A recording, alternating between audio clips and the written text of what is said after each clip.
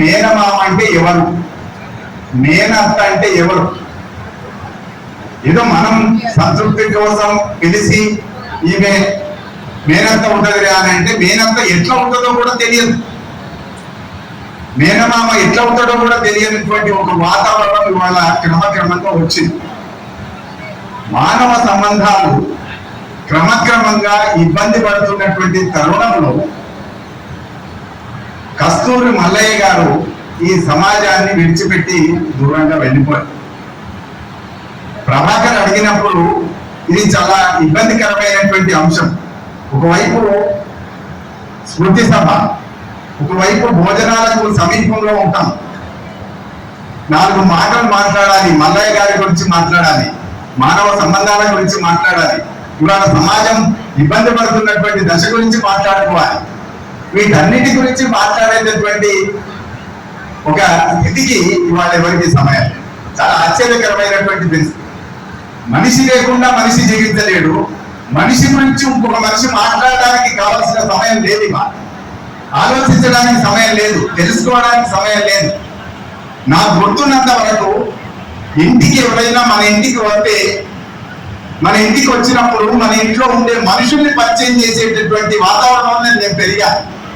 మీ ముందుకు ఎందుకు వచ్చానంటే, ఈమె మా అమ్మ అవుతుంది, ఈమె మా తాత అవుతాడు, మా నాన్న యొక్క తండ్రి, అది ఇంట్లో మనుషుల్ని పరిచయం చేసేటటువంటి ఒక వాతావరణం నుంచి నేను వచ్చాను.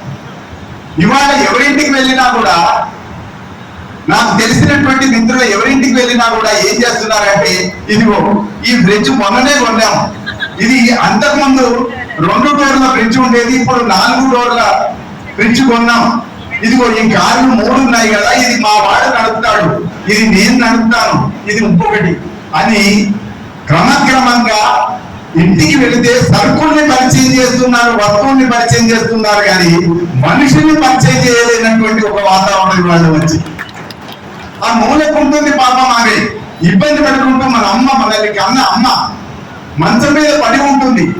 ఆమె పాపం ఎంత మనుషులు. కార్లు కన్నీళ్లు తుడవగలవా? కార్లు మీకు ఏదైనా ఆపద వస్తే ఆదుకోగలవా? ఏమీ చేయలేవు. ఏమీ చేయలేనటువంటి వస్తువులు మేము పరిచయం చేస్తున్నాం. అన్ని చేయగలిగినటువంటి, స్వతంత్ర కలిగినటువంటి, ఒక ప్రేమను కలిగినటువంటి, ఆత్మ కలిగినటువంటి అమ్మల్ని నాన్నల్ని పరిచయం చేయడానికి ఇబ్బంది పడుతుంది. ఎందుకో తెలుసా? నేను గమనించాను, మా అమ్మ కూడా అడిగేది, ఎవరన్నా రాగానే ఎవరురా అని అడిగేది. నేను బస్సు తీసుకుపోయి అమ్మని పరిచయం చేసింది, మా అమ్మ అని పరిచయం చేస్తే ఆమె ఏం చెప్తుంది అంటే, మన తప్పులు మన కూడా నా భార్య తప్పులే చెప్తారు. అది మనం ఒప్పుకోవాలి. ఏం చెప్తుంది? వాళ్ళు పెరిగిన వాతావరణం వేరు, ఇప్పుడున్న వాతావరణం వేరు, మన ఇంట్లో ఉన్న వాతావరణం వేరు. ఆమెకి 4 గంటలకు ఛాయ్ తాగాలనిపిస్తుంది, నా మిస్సెస్కి 5 గంటలకు ఛాయ్ తాగాలనిపిస్తుంది. 2 సార్లు ఛాయ్ ఎందుకు పెట్టాలనే ఉద్దేశంతో ఒకసారి ఛాయ్ పెడతాం. ఆమెకు ఒక సీరియల్ చూడాలనిపిస్తుంది, అవేమి పుట్టి పెరగలే టీవీలలో, కానీ వాళ్ళ కాలక్షేపం కోసం టీవీ చూడాలని అనిపిస్తే వాళ్ళకి ఒకటి చూడాలనిపిస్తుంది, మనం ఒకటి పెడతాం, వాళ్ళ నోరు పోయిస్తాం. అంటే మనం ఒక ప్రాణికి ఇవ్వవలసినటువంటి గౌరవాన్ని ఇవ్వనటువంటి ఒక వాతావరణం మన ఇంట్లోకి వచ్చింది. మన ఇంట్లోకి ఎందుకు వచ్చింది అని అంటే, ఇవాళ మనుషుల్ని మనుషులుగా గౌరవించేటటువంటి ఒక వాతావరణం లేదు. ఎందుకు లేదు అని అంటే, ఇవాళ మనుషులందరూ కూడా డబ్బు చుట్టూ తిరుగుతున్నారు తప్ప మనుషుల చుట్టూ తిరగడానికి. డబ్బు సంపాదించిన వాడు గొప్ప, బాగా చదువుకున్న వాడు గొప్ప కాదు, 100 మందికి ఒడ్డు పెట్టిన అమ్మ కూడా గొప్పది కాదు. నాకు బాగా గుర్తుంది, మా అవ్వ ఇంటికి ఎవరు వచ్చినా వండి పెట్టేది. కానీ నా తరం వచ్చేసరికి ఎవరైనా వస్తే ఉండమని అంటే, భోజనం అని అంటే, అవును మీరేం కూడా ఎస్ తప్పుల సమస్య నేను అర్థం చేసుకోగలను, మనం వండి పెట్టాలి. కానీ వచ్చిన ఆయన అంటాడు, నువ్వా నేనా ఉండే అని అనేలోగా ఆయన ఏం చేస్తారంటే, వద్దులేదు నేను హోటల్కి వెళ్తున్నాను. చాలా ఇబ్బందికరమైనటువంటి సన్నివేశాలు ఉన్నాయి. అందుకని మనం ఎక్కువ వాళ్ళని కూడా ఏం అనలేని పరిస్థితి ఉంటుంది. కానీ ఈ లోపల మనం ఎవరినైతే గౌరవించాలో, ఎవరినైతే ఇంటికి వచ్చిన వాళ్ళని గౌరవించాలో, ఆ గౌరవించలేనటువంటి లేదా భోజనం కూడా పెట్టలేనటువంటి వాతావరణం కాదు. ఎందుకట్లా జరిగింది? ఎందుకట్లా జరిగిందంటే, మనుషులంతా కూడా డబ్బులు ప్రేమిస్తున్నారు. ఇక్కడ దాకా వచ్చాను నేను, ప్రభాకర్ పిలిస్తే వచ్చాను నేను, ఎల్లుండి సభ నేను ఇక్కడ దాకా వచ్చాను, లేదా ఎల్లుండి సభల కోసం వెళ్తున్నప్పుడు కూడా ఏమొస్తుంది అని అడుగుతారు. నన్ను చాలా మంది అడుగుతారు. నేను లెక్చరర్ గా పనిచేశాను కళాశాలలో.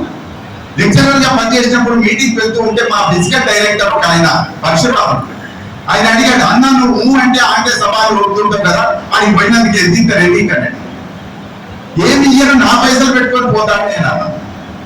అయితే ఎందుకు పోవాలన్నాడు. ఎందుకు పోవాలంటే మనుషుల్ని కలవడం కోసం నేను అంత దూరం పోతాను. మిర్యాలగూడకు ఎందుకు వచ్చానంటే మీ అందరినీ కలవడం కోసం ఇంత దూరం వచ్చాను. మనుషుల మీద ప్రేమతో వచ్చాను. డబ్బులు కావాలంటే ఇంత దూరం రానక్కర్లేదు. ఒక ప్లాట్ కొనుక్కోవచ్చు, ఆ ప్లాట్ అమ్ముకోవచ్చు, ఏదైనా చేయొచ్చు. ఇవాళ దురదృష్టం ఏంటి అంటే చాలా మంది విధుల్ని కూడా పక్కకు పెట్టి భూమి మీద ఉండేటటువంటి లేదా ఆ ప్లాట్లలో రియల్ ఎస్టేట్లలో ఉండేటటువంటి ఒక వాతావరణం వచ్చింది. వాటి నుంచి అక్కడే ముడివేడి ఉన్నటువంటి ఆ మనుషుల్ని మళ్ళీ మన ఆఫీసుల్లోకో మన పాఠశాలలోకో మన సమాజంలోకో మన ఇంటిలోకో తీసుకురావాల్సినటువంటి ఒక వాతావరణం. నిజంగానే డబ్బుని వాళ్ళ అది మనిషికి అన్ని చేయగలుగుతుందా? చాలాసార్లు మనకు నమ్మకం. ఎప్పుడో తత్వవేత్తలు అయినటువంటి వాళ్ళు చెప్పారు, లక్షాధికారైన లవణం అన్నమే కానీ మెరుగు బంగారం మింగవు. ఇంట్లో ఉంటుంది ఒక 20 తులాల బంగారం ఉంటుంది. బంగారం నేను ఎవరైనా బతుకుతారా? నా చిన్నప్పుడు ఒక కథ, బహుశా మీరు కూడా చాలా మంది ఉంటారు. నా చిన్నప్పుడు ఒక కథ ఉండేది, చిన్నప్పుడే చెప్పారు కనుక నేను ఆ దాంట్లో పెరిగాను కనుక నేను బంగారాన్ని ప్రేమించు, డబ్బును ప్రేమించు. చిన్నప్పుడు ఏం కథ చెప్పారంటే ఒక ఆయన భగవంతుడి కోసం ప్రార్థిస్తాడు, భగవంతుడు ప్రత్యక్షమవుతాడు. ప్రత్యక్షమైన తర్వాత ఆయన ఏం వరం అడుగుతాడంటే నేను ముట్టుకున్నదల్లా బంగారం కావాలని అడుగుతాడు. ముట్టుకున్నదల్లా బంగారం కావాలంటే ఇచ్చినప్పుడు అని దేవుడు ఇచ్చేసి వెళ్ళిపోతాడు. ఇచ్చేసిన తర్వాత చాలా సంతోషంతో ఇంటికి వెళ్తాడు. ఇంటికి వెళ్ళి భార్యను పిలిచి నేను ఒక గొప్ప వరం సాధించాను అని చెప్పి భార్యను సంతోషంతో నేను భార్య దగ్గర తీసుకోగానే భార్య బంగారం అయిపోయింది. భార్య బంగారం అయిపోయిన తర్వాత అరే ఇట్లా అయిపోతుంది ఏంటిది ఆశ్చర్యపడుతుంది. మళ్ళీ బిడ్డకు పిలిచి బిడ్డకు చెప్తామంటే బిడ్డ బంగారం, ముట్టుకుంటే బిడ్డ బంగారం, కొడుకు బంగారం అవుతాడు. కొంతసేపు అయిన తర్వాత ఆకలి అవుతుంది. ఆకలి అవుతే అన్నం పెట్టుకుందామని అన్నం చేతితో తగలంగానే బంగారం అవుతుంది. అప్పటి వరకు అన్నంగా ఉంటుంది, చేతితో తగలంగానే బంగారం అవుతుంది. మంచినీళ్ళు దాహం వేసి మంచినీళ్ళు తాగినామంటే అది బంగారం అయింది. అప్పుడు ఆయన తిరిగి మళ్ళీ భగవంతుడి కోసం ప్రార్థిస్తాడు. మళ్ళీ భగవంతుడి కోసం ప్రార్థిస్తే ఏమయ్యా అప్పుడే కదా ఒక 10 గంటలు కూడా కాలేదు, నువ్వు ఇప్పుడే మళ్ళీ వచ్చి మళ్ళీ నా కోసం ప్రార్థిస్తున్నావు, ఎన్ని వరాలు ఇవ్వాలి, నీకు ఒక వరం ఇచ్చిన స్వామి కదా అంటాడు. ఇదేంటిది అంటే నాకు ఇట్లా వద్దు, నాకు ముట్టిందల్లా బంగారం వద్దు, నాకు మునుపట్లాగానే నా భార్య కావాలి, నా బిడ్డ కావాలి, నా కొడుకు కావాలి, నా అన్నం కావాలి, నా మంచినీళ్ళు కావాలని తిరిగి ఆ వరాన్ని వాపస్ చేసి ఉపసంహరించుకొని ఇంటికి వచ్చి బంధాన్ని ప్రేమించినటువంటి ఒక కథను నేను చదివాను. కాబట్టి మనం ఎవరితో మన సంతోషాన్ని ప్రకటించాలి? మన దుఃఖం వచ్చింది, ఏడుపు వచ్చింది, ఎవరితో ప్రకటిస్తాం? ఇవాళ ప్రభాకర్ వాళ్ళ నాన్న మల్లయ్య గారు ఇవాళ లేరు. వాళ్ళని గుర్తు చేసుకోవాలన్నప్పుడు, వాళ్ళని స్మరించుకోవాలనుకున్నప్పుడు మళ్ళీ ఎవరు లేకుండా ఒకే స్మరించుకునే పరిస్థితి ఉండదు. నలుగురు కూడితేనే కదా, ఆ నలుగురు కూడాలి కదా. అట్లా నలుగురు కూడితే తప్ప స్మరించుకునేటటువంటి అవకాశం ఉండదు. ఆయన ముప్పారం నుంచి కష్టాలు ఏమి పడ్డా కూడా ఇక్కడ దాకా ఎందుకు వచ్చాడు? మిర్యాలగూడ ఎందుకు వచ్చాడు? ఇక్కడ మనుషులుగానే వచ్చాడు. అక్కడ మనుషులే ఏదో లోపం ఉంది అని వచ్చాడు. అక్కడ మనుషులుగా ఉంటే అక్కడ ఇచ్చిపెట్టి ఇక్కడ రాడు. ఇక్కడ దాకా వచ్చాడు అంటే ఇక్కడ ఏదో సౌకర్యాలు ఉన్నాయి, లేదా మనుషులు ఉన్నారు, ఇక్కడ ఏదో దానికి కావాల్సినటువంటి వసతులు ఉన్నాయని ఇక్కడికి వచ్చాడు. చరిత్ర క్రమ పరిణామంలో వలసలు అనేవి చాలా దురదృష్టకరమైనవి. ఎందుకు వలసపోతారు? ఎవరైనా బతకలేక వలసపోతుంటాం చాలా సందర్భాలు. వాళ్ళ గురించి ఒక క్షణమైన ఆలోచించకపోతే మనం ఏం మనుషులం? మనం తినే తిండి ఇవాళ మన పిల్లల్ని అడిగితే ఏం చెప్తారనంటే రైస్ ఎట్లా వస్తాయి అంటే, రైస్ ఎట్లా వస్తాయి అంటే సూపర్ మార్కెట్లకు వెళ్ళి వస్తాయి. రైస్ ఎట్లా వస్తాయి? నిజంగానే సూపర్ మార్కెట్లకు వెళ్ళి వస్తాయా? మన ఇంటికి సూపర్ మార్కెట్లకు వెళ్ళి వస్తాయి. రైస్ సూపర్ మార్కెట్లకు ఎట్లా వస్తాయి? వెంటనే ఇంకొక ప్రశ్న, మిల్లులకు వెళ్ళి వస్తాయి. మిల్లులకు ఎట్లా వస్తాయి? ఇట్లా ప్రశ్న వేసుకుంటూ వెళ్తే ఎక్కడికి వెళ్తాం? భూమిలోంచి వస్తాయి. భూమిలోంచి ఎట్లా వస్తాయి? ఎవరో దున్నారు, ఎవరో కోసం మన కోసం చెమట వచ్చారు, ఎవరి చెమట పారింది, అక్కడ ఎవరో విత్తు నాటారు, ఎవరో నాటారు, ఎవరో నాటేసిన వాళ్ళ అందరి శ్రమతో ఇవాళ మనం ఇక్కడ జీవిస్తున్నాము అనేది అర్థం చేసుకుంటే మనుషుల్ని అర్థం చేసుకోవడం మనకు తెలుసు. కాబట్టి డబ్బును ఎంతైనా ప్రేమించవచ్చు, డబ్బు ఎంతైనా ఉండొచ్చు, కానీ చివరికి మళ్ళీ నీకు చిన్న జ్వరం వస్తే, చిన్న నొప్పి కలిగితే మళ్ళీ నీకు ఓదార్చేది నీ ఇంట్లో ఉండేటటువంటి నీ భార్య, లేదా భార్యకైతే భర్త. మళ్ళీ ఎవరు చూడాలి అంటే తప్పనిసరిగా డాక్టర్ దగ్గర పోవాలి. ఆయన ఎవరు అంటే ఆయన మళ్ళా మనిషి. కాబట్టి మనిషి సంతోషమైన దుఃఖమైన ఇంకో మనిషితో పంచుకుంటాడు తప్ప, ఇంకో మనిషి మాత్రమే తీరుస్తాడు తప్ప ఆయన మనం ఎంత అనుకున్న వస్తువులు మనల్ని కనికరించవు, వస్తువుల్ని మన కష్టాలు తీర్చవు. తెల్లారు లేస్తే సెల్ ఫోన్ పట్టుకొని చూస్తాం. మన ప్రపంచమంతా సెల్ ఫోన్ అయ్యాల, మన ప్రపంచమంతా సెల్ ఫోనే. సెల్ ఫోన్ లో మొత్తం ప్రపంచం ఉంది అంటారు, నిజమే, మొత్తం ప్రపంచం ఉంది. కానీ మొత్తం ప్రపంచం ఉంది కానీ నీకు జ్వరం వస్తే చూడడానికి డాక్టర్లు ఉన్నారా? ఉంటే అందులో డాక్టర్ సంబంధించిన చిట్కాలు కూడా ఉంటాయి. ఎంత కన్ఫ్యూజన్ ఉంటుంది అని అంటే మీరందరూ కూడా చూస్తుంటారు. నేను కూడా ఓల్డేజ్ లో ఇంకేం పనిలేక ఆ వీడియో చూస్తుంటాను. ఎన్ని నీళ్లు తాగాలనే దాని మీద ఇప్పటి వరకు నాకు స్పష్టత లేదు. సగం తాగమంటాడు, 3 లీటర్లు తాగమంటాడు. ఏంటి ఈ వ్యాపారం ఏంటి? తింటే మీ ఆరోగ్యానికి డోకాలే, మీ షుగర్ పరానైపోతున్నాడు.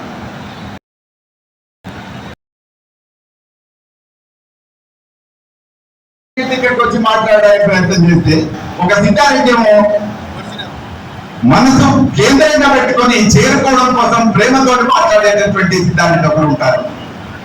ట్రైనింగ్ ఇస్తే కీ ఆపరేట్ చేసినట్టు మాట్లాడేటటువంటి సిద్ధారెడ్డి కూడా. కాబట్టి ఈ కీ ఇచ్చినటువంటి మిషన్ కు ఏదైనా ప్రశ్న మీరు పైనుంచి కనుక వెళ్తే, సభలోకి వెళ్తే ఆ మిషన్ చెప్పలేదు, ఆ ఆర్టిఫిషియల్ బొమ్మ చెప్పలేదు. ఎందుకు చెప్పలేదంటే దాంట్లో ఫీడ్ చేయలేదు, ఫీడ్ చేసేటటువంటి స్థితి దానికి లేదు. కాబట్టి ఎప్పుడైనా గుర్తుపెట్టుకోండి, ఎంత జ్ఞానమైనా సరే అనుభవం కంటే తక్కువ అనేది గుర్తుపెట్టుకోవాలి. అనుభవ సారం గొప్పది, జీవన సారం గొప్పది. జ్ఞానం అనేటువంటి దాని ముందు తక్కువే, అనుభవం నుంచే జ్ఞానం పుడుతుంది తప్ప కాదు. కాబట్టి మనం ఇవన్నింటినీ మనం జ్ఞానం గొప్పదా, అనుభవం గొప్పదా? ఖచ్చితంగా నా వరకు నేనేమనుకుంటా అంటే అనుభవమే గొప్పది. మన అమ్మ గొప్పది. నేను చాలా సభల్లో చెప్పాను, నా హీరో ఎవరు అంటే నా హీరో మా బాపే. ప్రభాకర్ అడిగితే ప్రభాకర్ హీరో ఎవరు అంటే ఖచ్చితంగా కస్తూరి మల్లయ్య గారు, ప్రభాకర్ గారు. మన హీరోలు మన నాన్నలే, కానీ మనం మర్చిపోయి మన హీరో ఎవరన్నాగానే చిరంజీవిలో పవన్ కళ్యాణ్ చూపెట్టు. చిరంజీవి ఏమో ఒకటి పట్టుకొని వచ్చి దమ్ము ఉందని ఉంటాడు. అరే ఒక్కకోళ్ళ తాగడానికి, తప్ప తాగడానికి దమ్ము కావాలా?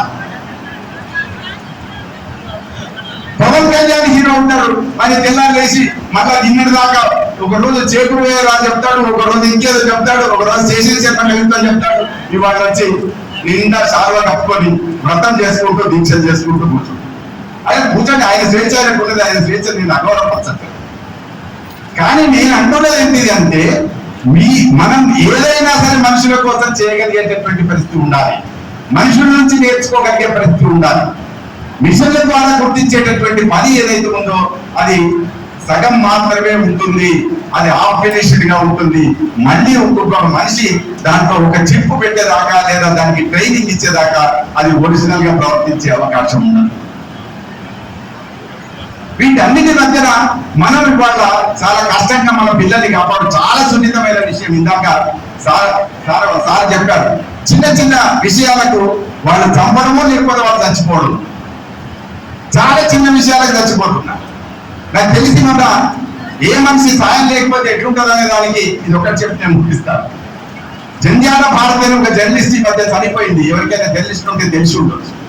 జంధ్యాల భారతి అని ఒక జర్నలిస్ట్ ఈ మధ్య చనిపోయింది. ఆమెకు ఒక అక్క ఉంది, ఆమె ఒంటరి మహిళే.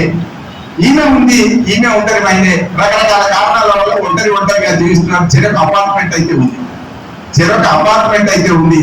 ఈ జంధ్యాల భారత్ అనేది జర్నలిస్ట్ గా చేసింది, అది చనిపోయింది. చనిపోతే ఎవరు తలుపు కొట్టే వాళ్ళు లేరు, ఆమె చనిపోయిందనే విషయం గుర్తించే వాళ్ళు లేరు. అపార్ట్మెంట్ కనుక 2వ రోజు 3వ రోజు ఏంటిది అక్కడ ఏమి అలిగి లేదని చూస్తే ఆమె 3 రోజుల కింద చనిపోయింది. ఎవరికి చెప్పాలి? ఎవరికి చెప్పాలి? ఆ దహనం ఎవరు చేయాలి? కాబట్టి ఆలోచించి అక్కడ పక్కన ఉన్న వాళ్ళు పత్రికల్లో పనిచేసింది కదా అని జర్నలిస్ట్ సంఘానికి ఫోన్ చేస్తే జర్నలిస్టులు 4-5 మనలాగా మనుషులు ప్రేమించేటువంటి జర్నలిస్టులు, మనుషుల్ని ఇష్టపడే మానవ సంబంధాలు ఇష్టపడే జర్నలిస్టులు అక్కడికి వచ్చారు. చేద్దాం అనుకుంటే ఆ పోస్ట్ మార్టం చేయాలి. 3 రోజుల కింద సరిపోయింది. పోస్ట్ మార్టం చేయాలంటే దాని మీద సంతకం పెట్టాలి. ఇంటి వాళ్ళు ఎవరో నాకే అభ్యంతరం లేదు సంతకం పెట్టాలి. ఎవరు పెట్టాలి? ఈ జర్నలిస్ట్ పెడితే నీవు ఇంటి వాళ్ళు కాదు కదా, మరి ఇంటి వాళ్ళు ఎవరు? వాళ్ళ అక్క పెట్టాలి. వాళ్ళ అక్కని అడిగితే వాళ్ళ అక్క ఫోన్ చేశారంటే వాళ్ళ అక్క ఇవ్వాలంటే నేను మా చెల్లెని చూస్తే నేను అక్కడే సరిపోతాను 2 శవాలు అంతే అక్కడ. కాబట్టి నేను అక్కడికి రాలేను. నేను అక్కడ మా చెల్లెని చూస్తే 2వ శవం వస్తే 2 శవాలు మీరేం చేయాల్సి వస్తుంది. కాబట్టి నేను రాలేదు. మరి ఎక్కడికి రాగలుగుతావు? అది అడిగితే ఆమె చెప్పలేదు. ఈమెను మొత్తానికి ఉస్మానియా హాస్పిటల్లో మార్చురీకి తీసుకెళ్ళాను పోస్ట్ మార్టం కోసం. తీసుకెళ్ళినప్పుడు ఆమె ఇంటికి వచ్చి ఈ అపార్ట్మెంట్ మీద అధికారం నాదే ఉంటుంది సుమా అని అడిగింది అక్క. ఈ అపార్ట్మెంట్ మీద అధికారం నిజంగా ఎవరికి? ఇంకెవరు లేరు క్లెయిమర్స్. ఎవరికి చెందుతుంది? అది తప్పకుండా అక్కడికే చెందుతుంది. మరి ఈ శవం ఎవరికి చెందుతుంది? అపార్ట్మెంట్ అయితే అక్కడ చెందుతుంది. దాని మీద మనకి లా రాసి ఉంది. కోర్టు ప్రకారం చూసినా సరే, ఏ రకంగా చూసినా ఆస్తి హక్కు అన్నది ఇందాక మిత్రుడు, ఆ ఆస్తి హక్కు ఎవరికి చెందుతుంది అంటే అక్కడ చెందుతుంది. మరి శవం హక్కు ఎవరికి చెందుతుంది? అందరం వేసుకోవాల్సిన ప్రశ్న కాదా? ఆస్తి మీద క్లెయిమ్ చేయగలిగినాం, శవం మీద క్లెయిమ్ ఎందుకు చేయవు? అక్కడ నుండి ఆ తంత్రం చేస్తే ఆమె కాలబెట్టి కాలిపోయామే కదా. కానీ అంటే 5 రోజులు ఎవరి సంతకం పెట్టకపోవడం వల్ల ఉస్మానియా హాస్పిటల్ మార్చురీలో అట్లే పడి ఉన్నది. పోస్ట్ మార్టం కూడా చేయలేదు. అది విషయం. చివరికి వాళ్ళు జర్నలిస్టులు అటు ఇటు బతిలాడితే, వాళ్ళు కొంచెం ఇన్ఫ్లుయెన్స్ కలిగిన వాళ్ళు ఏమంటే బతిలాడితే దానికి ఏదో పోస్ట్ మార్టం చేయించినట్టు చేసి అక్కడ ఏదో అంత్యక్రియ చేసి చెప్పొచ్చేది ఏంటంటే, తప్పనిసరిగా మనం వీలైనంత ఎక్కువ మందితో కాంటాక్ట్ లో ఉండండి. ఓల్డేజ్ వాళ్ళైనా సరే, లేదా జూనియర్స్ అయినా సరే, కొత్త తరంతో అయినా సరే, వాళ్ళతో ఫోన్ కాంటాక్ట్ లోనో, లేదా ఫిజికల్ కాంటాక్ట్ లోనో, లేదా మనుషుల్ని చూస్తూనో, కలుస్తూనో, మాట్లాడిస్తూనో ఎక్కువ మందితో సంబంధాల్లో కలిగి ఉండేటటువంటి వాళ్ళు ఎప్పుడు కూడా అశాంతికి లోనుగా, ఎప్పుడు ఒంటరితనం మెల్లమెల్లగా మనల్ని ఆవహిస్తూ వస్తుందో అప్పుడు తప్పనిసరిగా ఆ ఒంటరితనంతో పోతే అశాంతి వస్తుంది. అశాంతితో పాటే అనారోగ్యం వస్తుంది. అనారోగ్యంతో పాటే విపరీతమైనటువంటి జీవన భయం. ఇలాంటి అతి సంక్షుబ్ధమైనటువంటి సమాజంలో మనం ఉన్నాం. ఈ సంక్షోభాల్లో మానవ సంబంధాలను కాపాడుకోవాలంటే మనం చేయవలసినటువంటి అంశాల్లో మొదటిది, మీరు ఏ వాట్సాప్ గ్రూప్ లో ఉన్నా మళ్ళా ఈ ఫోన్ లోకి వెళ్తున్నా, ఎందుకు వెళ్తున్నా అంటే వాట్సాప్ గ్రూప్ లో అయినా సరే మీరు రోజు పొద్దున శుభోదయం పెట్టే వాళ్ళకి 50 మంది ఉంటారు. నాకు ఎందుకు శుభోదయం అంటే వాళ్ళు శుభోదయం పెడితే ఉన్నట్టు బతుకున్నట్టు లెక్క. నాకు నిజం ఇట్లా ఉంది పరిస్థితి.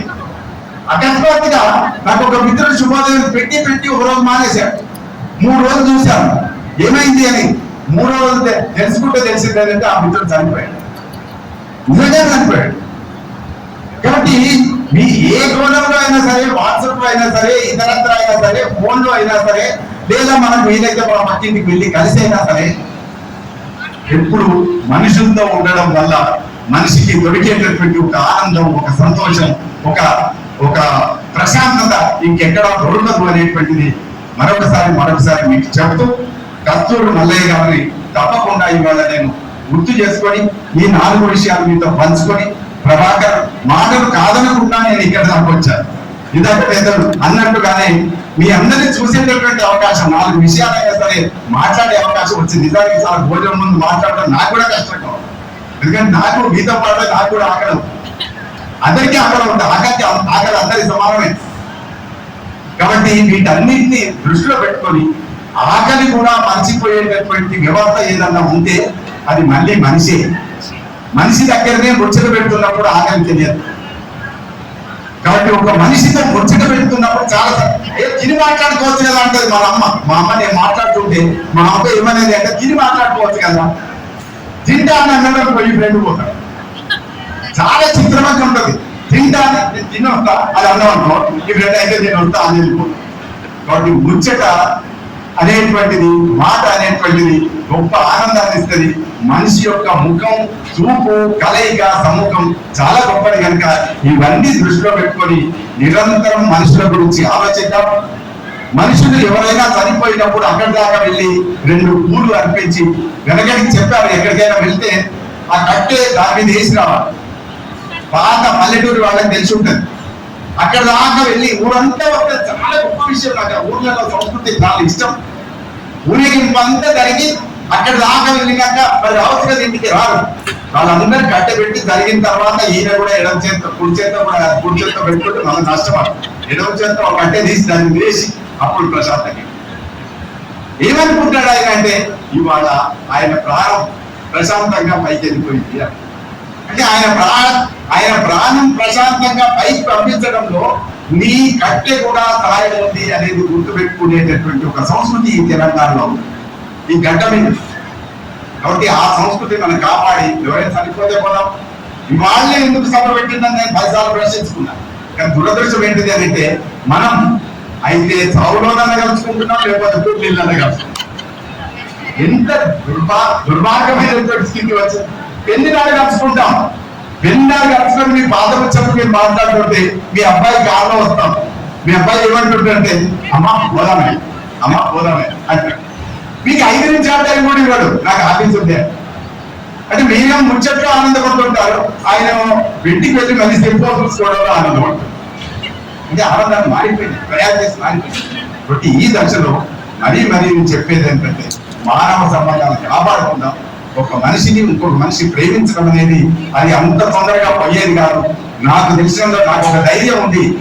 ఆ ధైర్యం ఏంటిది అని అంటే ఏ సెల్ ఫోన్ అయినా సరే, ఏ కంప్యూటర్లు అయినా సరే, ఏ ఆర్టిఫిషియల్ వాటన్నిటి వెనకాల ఒక డబ్బు ఉన్నది. ఆ డబ్బుకు మనల్ని చుట్టేసి, ఈ ఫోన్కు మనల్ని చుట్టేసి ఇవాళ మనల్ని సంక్షోభంలోకి నెడుతున్నారు.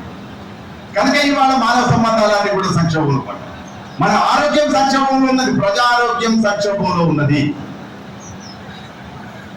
క్యాన్సర్ అంటాడు విపరీతంగా, ఆ భయానికి మనం హార్ట్ అటాక్ వచ్చాడు. ఈ టెస్ట్ అంటాడు, ఆ టెస్ట్ అంటాడు, రకరకాల టెస్టులు. డాక్టర్లు ఒక రకంగా కన్ఫ్యూజన్ చేస్తే ఫోన్లు ఒక రకంగా కన్ఫ్యూజన్ చేస్తారు. ఇట్లా ఆ ఫోన్లోనే మనకు ప్రపంచం అంతా ఉంది అనుకుంటాం. పిల్లలు ఇంకా ఏమంటారంటే మీరు మాకేదో చెప్పడానికి ప్రయత్నం చేస్తున్నారు, మీరు అవుట్డేటెడ్, మీరు అప్డేటెడ్. ఇవాళ మా కరెంట్ అఫైర్స్ లో మీరు ఉన్నాం కనుక మీరు చెప్పేది మేము విన్నాము. మేము చెప్పేది మీరు వినాల్సినటువంటి అవసరం లేదు, ఒప్పుకుంటున్నా. కానీ మీరు నేర్చుకుంటున్నది ఏదైతే ఉందో మీకు బండ్లో నేర్పుతున్నది సరిగ్గా లేదు, సమాజంలో నేర్పుతున్నది సరిగ్గా లేదు, లేదా మీరు చదువుతాంటే మొత్తానికి చదవలేదు, మరిచిపోయినారు. కాబట్టి ఎక్కడ ఏమీ లేనటువంటి పరిస్థితిలో మీకు చెప్పవలసినటువంటి ఒక బాధ్యత మీకంటే ముందు పుట్టిన వాళ్ళ మీద మా మీద ఉన్నది అనేటువంటి ఒక బలమైన నమ్మకంతో వాళ్ళ దేశమంతా దిగుతుంది. ఎవరు చెప్పకపోతే ఎట్లా తెలుస్తుంది? అవుట్డేటెడ్ అంటే ఒకటే మాట్లాడుతుంది. అవుట్డేటెడ్ అనే మాట అలకగా మాట్లాడుతున్నారు, కానీ కంప్యూటర్ నాలెడ్జ్ తప్ప, సాఫ్ట్వేర్ స్కిల్స్ తప్ప ఇంకేమీ తెలియకుండా మీరు ఎట్లా అప్డేట్ అయ్యారో అనేటువంటిది కూడా మనం ప్రశ్నిస్తాం. మీకు సాహిత్యం తెలియదు, సినిమాలు తెలియదు, మీకు శ్రమ తెలియదు, బియ్యం ఎట్లా వస్తుందో తెలియదు. రైస్ అనే మాట వాడతారు. రైస్ అనేది అన్నమా బియ్యమా? రైస్ అంటే అన్నమా బియ్యమా? భాష తెలవాలి కదా ముందు. మనకు భాష కూడా రాదు. ఆఖరికి భాష దగ్గరికి కూడా మనం వెళ్తే, ఊర్లలో వెళితే ప్రతి వస్తువుకు ప్రతి సరుకుకు ఒక పదం ఉంటుంది. వాడికి వచ్చినంత భాష నీకు రాదు.